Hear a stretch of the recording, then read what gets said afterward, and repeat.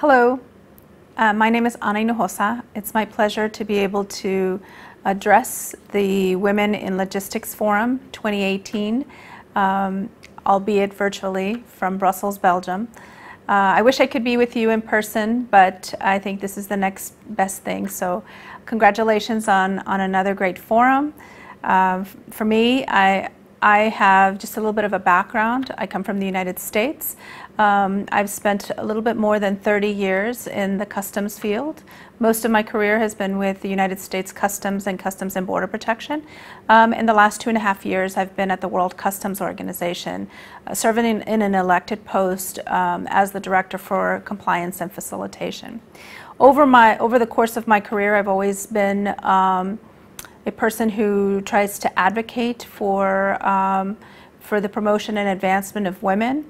And so when Caroline invited me to be able to come back and address you, it really was an important thing for me to do because it is something that I have a strong passion for. As I mentioned, my career spanned more than 30 years. And throughout that career, I have had a number of ups and a number of downs. And sometimes the ups have been great, and sometimes the downs have been really horrible. And sometimes the downs have been short, and you can recover and move on and continue on with your career. And other times they've been a little bit longer and maybe more painful. So I think it's important to note that aside from what I've experienced throughout my career, I've also had the opportunity to watch other people's careers, people who have been my peers, people who have grown up, you know, career-wise along with me, and especially when it relates to other women, I've had the experience of watching women do great things, and in some cases make mistakes, and those mistakes have, in some cases, derailed their careers. It's not so much because of the mistake that they made, but the reaction to the mistake that they made, which then put them in a position where they couldn't recover and ultimately were unable to continue to move forward. In my 30+ years of government and customs service, I've witnessed many efforts to try to teach women how to move forward, how to get ahead, how to be successful. But rarely have we really spent much time in dealing with the issue of when you do make a mistake or when there is something that goes wrong, how do you come back from that, or how do you even deal with that? And so with the very short time that I have with you, I'd like to focus specifically on the issue of resiliency. I'd like to share with you some thoughts and some suggestions that hopefully will inspire some of you and give you some thoughts and ideas on should this ever happen to you, or when it happens to you, that you have some maybe different views to look at for how to handle the situation. As you can see here, resilience, which is on the slide. Looking at it from the perspective of what dictionary.com defines it as, it is a noun, and one potential definition is the power or ability to return to the original form or position, or two, the ability to recover readily from either illness, depression, adversity, or the like. I think this one is probably the more applicable one for the topic that I'd like to discuss with you. What I'd like to share with you and the ideas that I'd like to share with you may be a little Americanized, you know, because I do come from America, and so those are my experiences. But I hope that you can still relate to some of the comments that I'm hoping to share with you. So here on the screen, this is Miss Madeline Albright. Madeline Albright is one of my role models. When I was younger, I used to watch her on TV in doing the work that she did, and she was always very inspirational to me. To give you a little bit of background for those of you who don't know who Madeline Albright is, Madeline was born as Marie Jana Korbel. She was born in 1937 in Prague, which used to be in Czechoslovakia, which is now the Czech Republic. So 1937, she was the daughter of a Czech diplomat. And after the Nazis occupied Czechoslovakia in 1939, her family fled to England. And they were in England till after World War II, and then they returned back to Czechoslovakia. But by then, the Russians or the Soviets had occupied that area, and so they were really unable to stay in Czechoslovakia. So they then fled to the United States. They applied for political asylum and were granted political asylum, and from 1948 they lived in the United States. Madeline was fortunate that her parents had means, so she didn't grow up in poverty. She grew up in a I would say middle to upper middle class family. She was able to attend university at Wellesley College in Massachusetts. That she later got her master's and her PhD at Columbia University. And I think probably what really impressed me the most about her is she served as a U.S. ambassador to the United Nations between 1993 and 1997. It's a tough job, and some of the impact that she had during that time serving as ambassador for the United Nations is really something to be lauded. And so during that time that she was serving in the United Nations, and then subsequently she was also the first woman to hold in the United States the cabinet position of Secretary of State. She served as the first female Secretary of State from 1997 to 2001.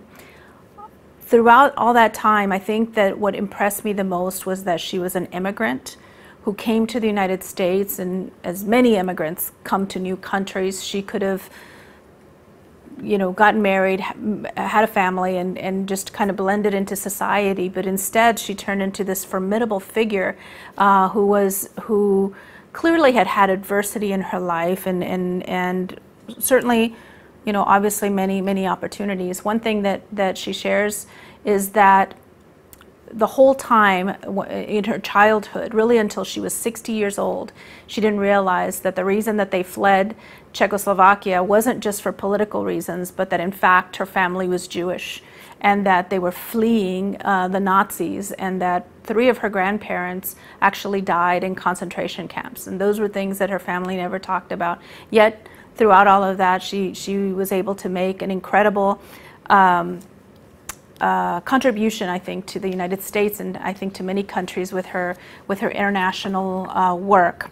So the first thing I want to tell you is that we should all have role models that we can look up to, that we feel have values and have had experiences that I think are things that you admire about the person. And Madeline is certainly one of those people for me.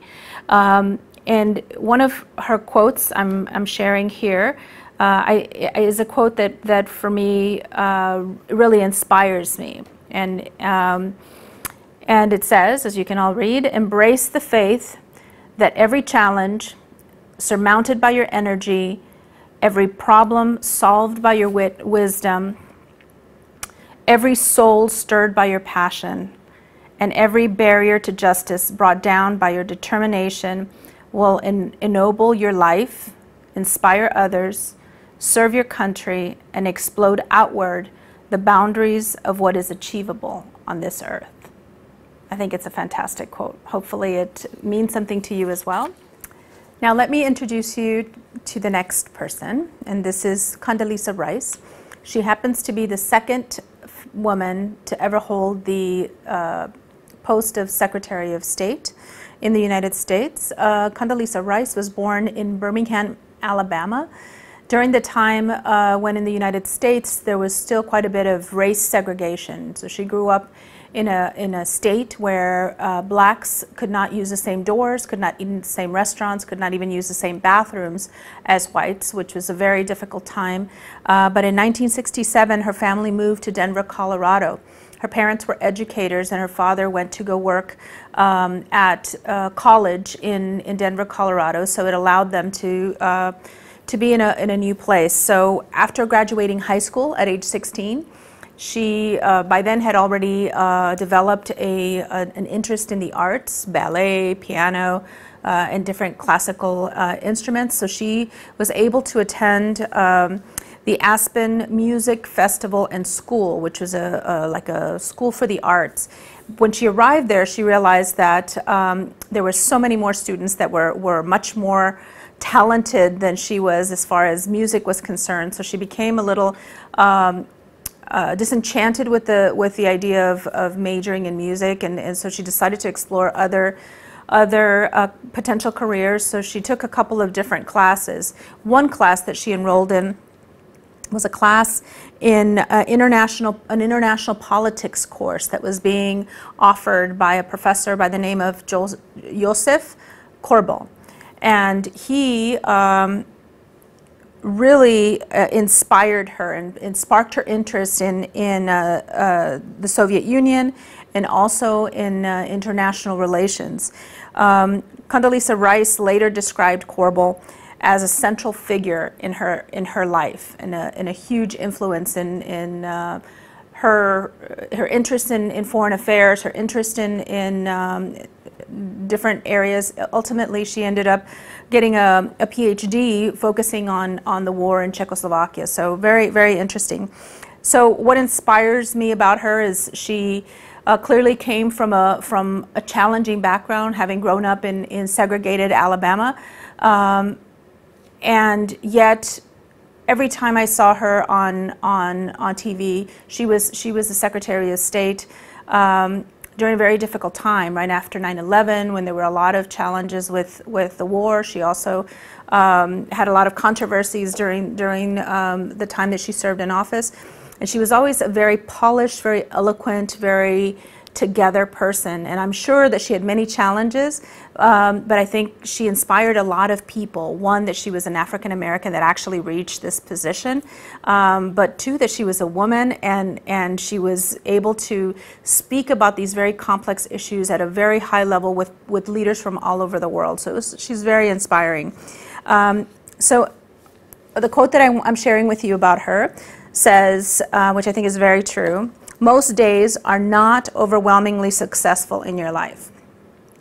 And what really marks whether you're going to be successful is how well you deal with the bad days, not how well you deal with the good ones. So I think that's some really nice words of wisdom. Because I don't have a lot of time, I'll go very quickly through the next slide, which I'm just trying to give you some suggestions. When you do have that incident that occurs, I'll call it an incident situation, whatever it is, where things don't go the right way, I have a few suggestions. First of all, if at all possible, do not respond or react in the heat of the moment. You almost always will regret it.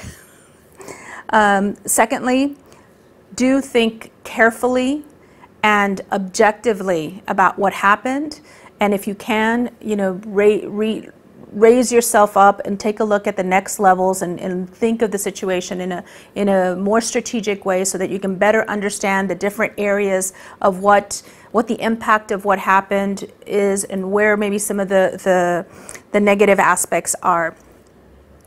Also, do take responsibility for your actions or inactions or for the decisions that you've taken.